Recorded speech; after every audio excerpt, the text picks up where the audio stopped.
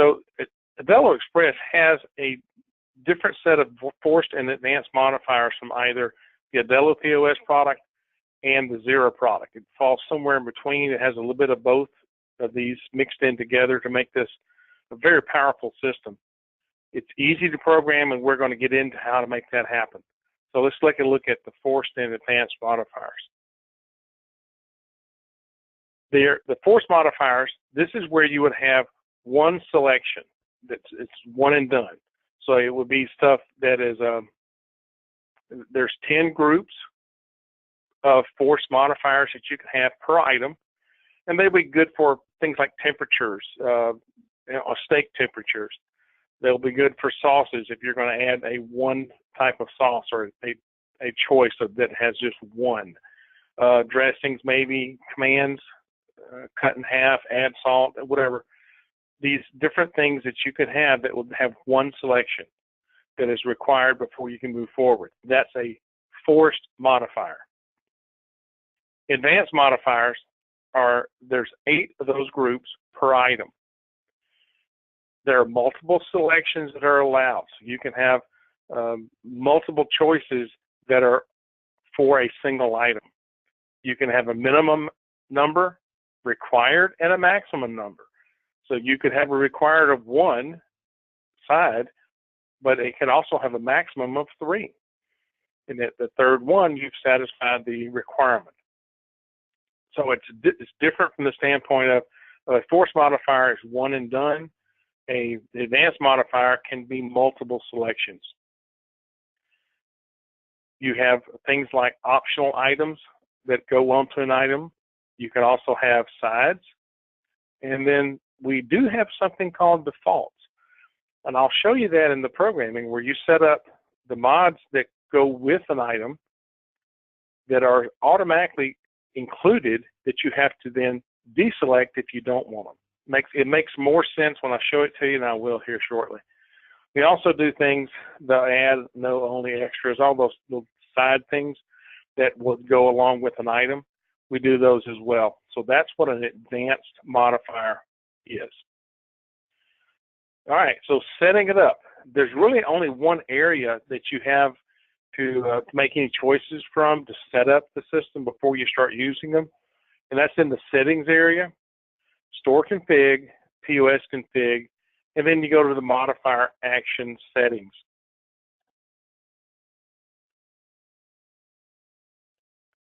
And here you go.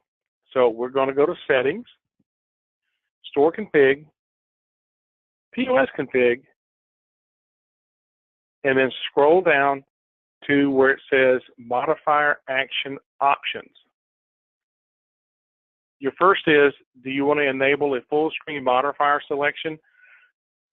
This allows us to have multiple groups shown at one time.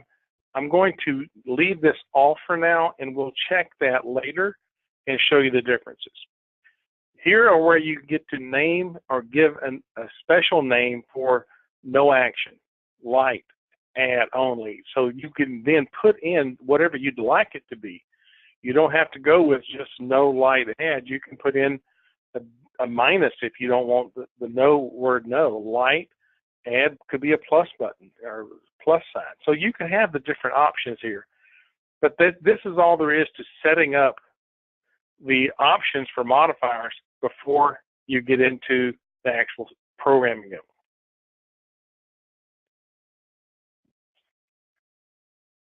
Next up, you go into the products area. You're going to go quick add modifiers. And that's where you start programming in and setting up the actual modifier. There is an area called modifier setup, but it's strictly optional. You don't have to do anything here if you are just going to use the default type settings. But I'll show you that as well. So let's take a look at that. So go to products, quick add modifiers. Let's add some modifiers. You'll add the names.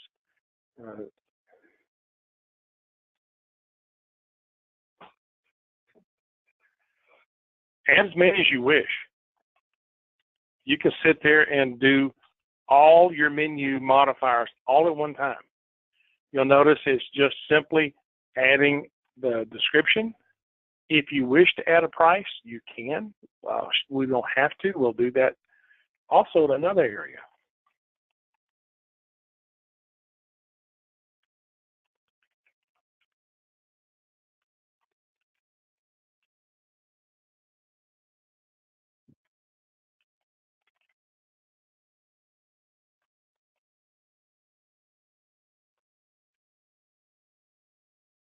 I'm going to add a bunch because we're going to add some items.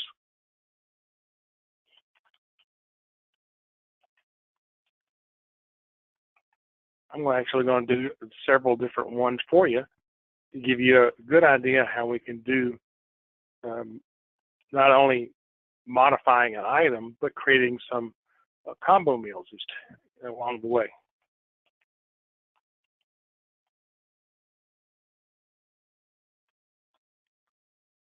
So I've got all these in here now. I'm just going to hit save. So you could go through your entire menu that you're setting up and put in all the mods at one time.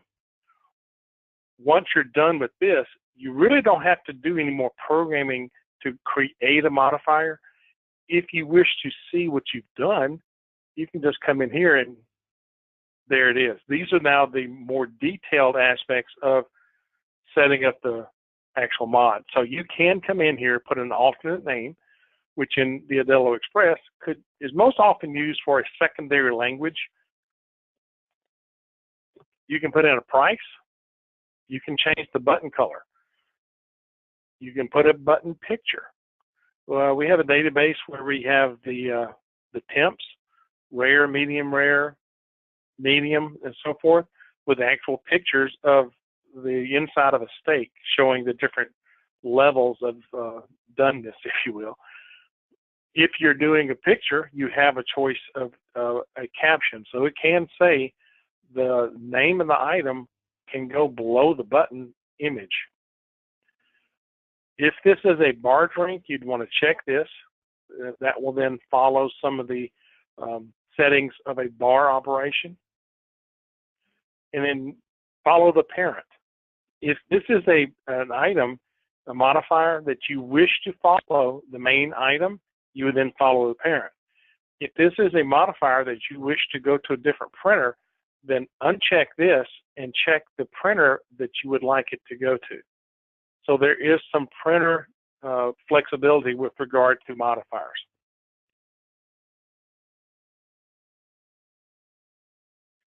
If there's changes, hit save. Otherwise, you've got all the modifiers now that you're going to use into the system. So the next thing to do is to actually program them into the items. So to do that, you go to the products area, item setup, then select the item that you're going to modify. Go to the bottom where it says show extended settings. And then there's two areas to work with, configure force modifiers and then configure advanced modifiers. So we're in the products area, go to item setup. I'm going to work on a burger that I've got already in the system. So I'm going to go to that burger here. Now I've got the item details up.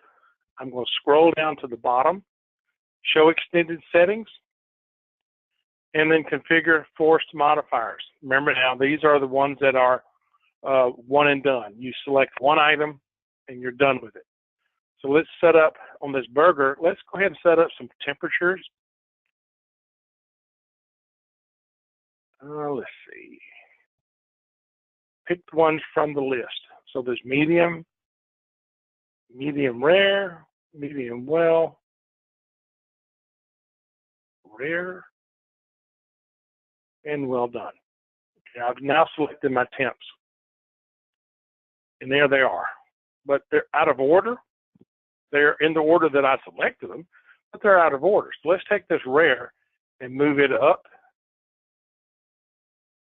Medium, medium rare, let's swap those around. Well done, and medium well, all in the order, right order. So now that's how you select now, or created the force modifiers for the temperature. If I wanted to add a second one, because remember, I can have up to 10 of these groups, I would just add a new force modifier group right here in addition to this. So the first group, which is the temps, would be shown first when ringing up the item. It would require one entry before moving to the next, which would then be the second force modifier group.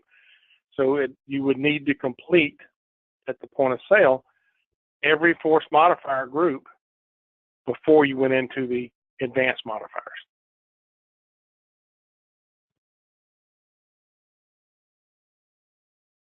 There was a question that I missed in the chat window that asked, can you send the modifier to more than one printer? And absolutely, you can send it up to 20 different printers.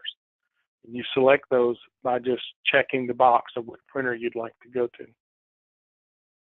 All right, so now let's move on to advanced modifiers. Let's add a new modifier template. Template name, I'm going to call this Sandwich Mods. Now here's my 8 groups that I have available to me. I'm going to enable group number 1. If I have other groups that are already created, I could copy those. I'm not going to do that at this point. I'm going to, for the sake of teaching here, just go ahead and create it from scratch. So I'm going to do burger, we'll say toppings. Then enter the group. I have the default action. I'm going to skip this for now and show you what I'm going to do later on. You have a minimum, maximum selection, and then add new.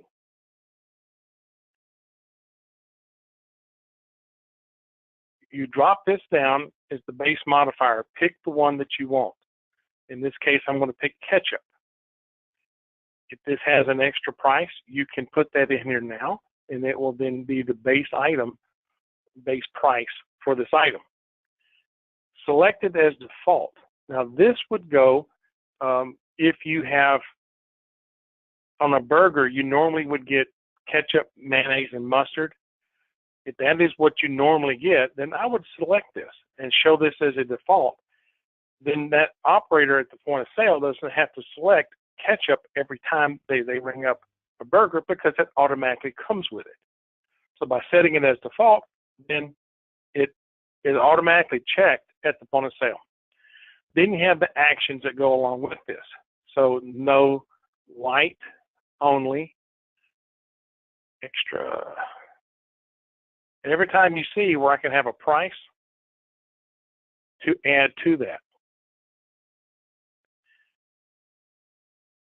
I'm not going to put substitute. I'm going to hold that for a different type of item. And then 2 times, 3 times, and half. I'm not selecting those either. So as you see, I've got these 6 selected. Once I hit save, then this will automatically create all the PLUs for this particular condiment. This is using the matrix pricing setup that we're going to teach in next week's class. So I've added that one. Let's add some more.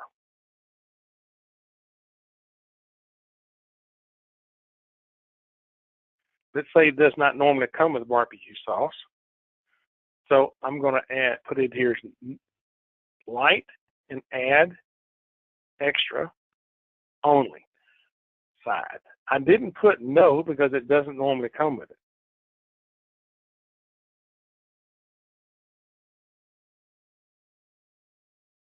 I'm going to be a little bit faster now because I've shown you how to do it. So let's go ahead and get a little quicker with it.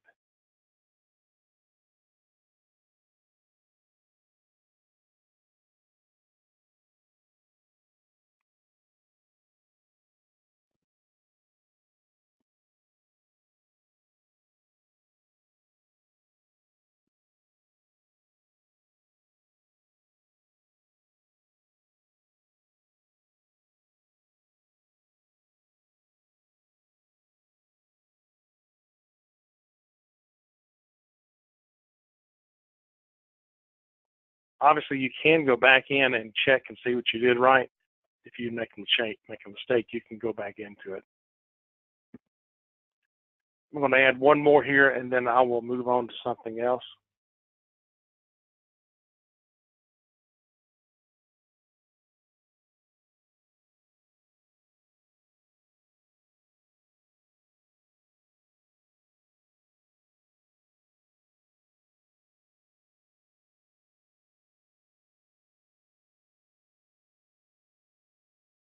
So now I've got all these different advanced modifiers as options on here. By hitting save, now that is now programmed. I will hit save here, and now that changes the item at the point of sale.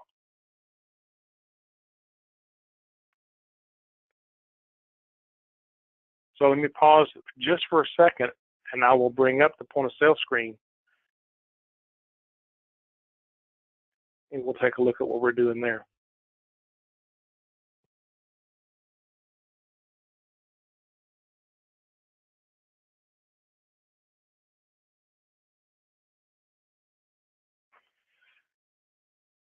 Oh, let's force the sync.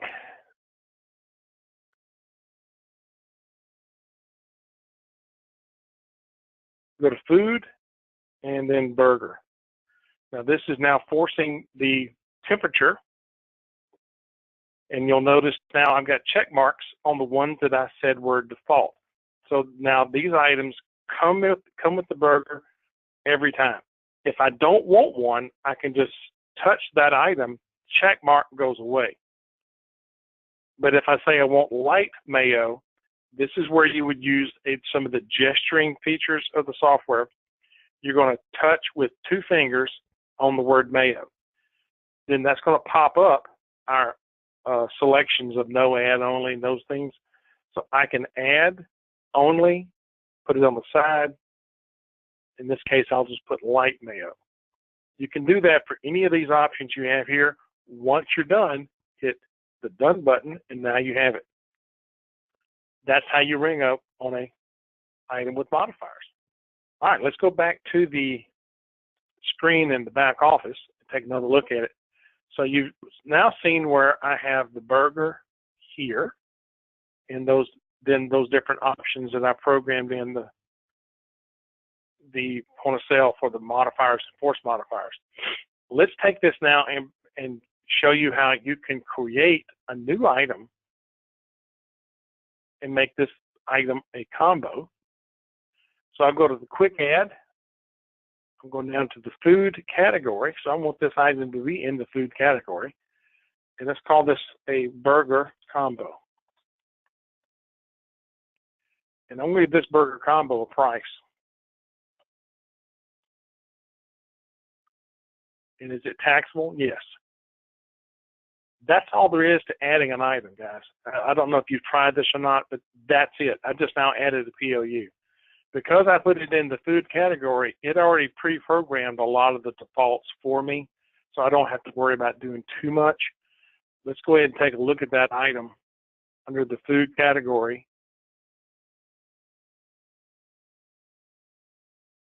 There's my item, burger combo. You can see it already put in the product group. For reporting, I'm going to put this under sandwiches. Button color, I've got it as just normal black, but if you wish to change that color, you can. Button picture can be done. Detail picture would be for the pop-ups. So you see it's already set up, pretty much done. You can ring up this item right now. So let's do the same thing we did before. Go to the extended settings. Let's configure the force modifiers.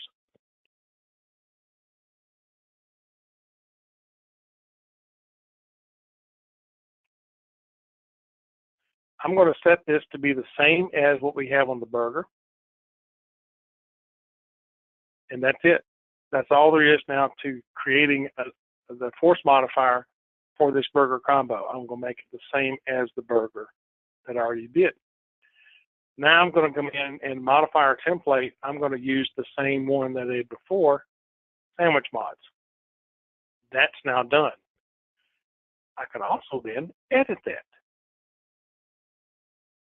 So I've got the first group already done, all the burger toppings. So let's add a second group. This time, I want it to be drink options.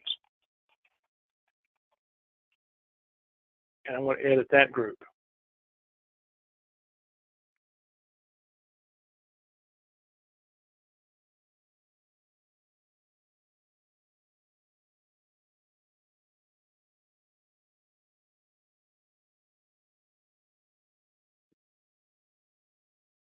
I want this to be the combo, so it's going to not be an additional price. However, if you do have something that's a bump price, you can do that here.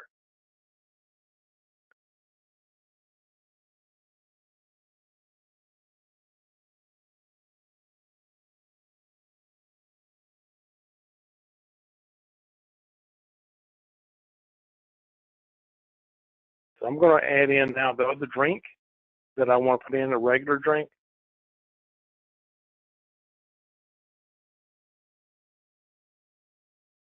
I also want to put in that large drink.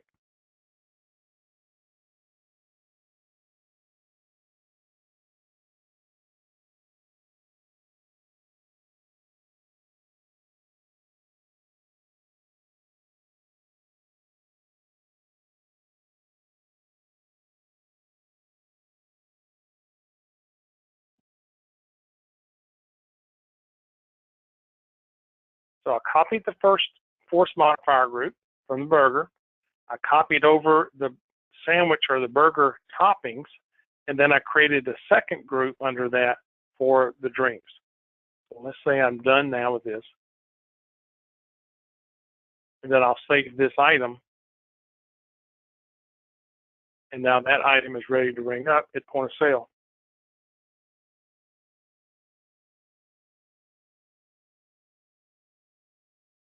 And you'll notice it's right there. It's already on the point of sale screen.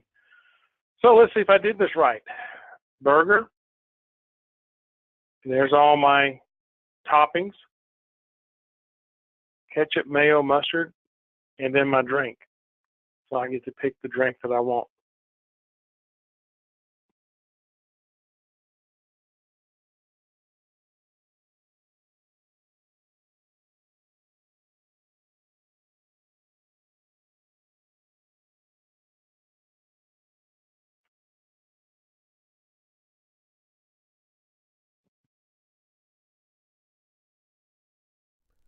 For more information about Aldelo and our products, you can always call us at 800-801-6036 or email us at sales@aldelo.com. If you have a support question, email support@aldelo.com, or you can check us out at the family of websites that we have, Aldelo.com, AldeloPay.com, and the Aldelo.Express.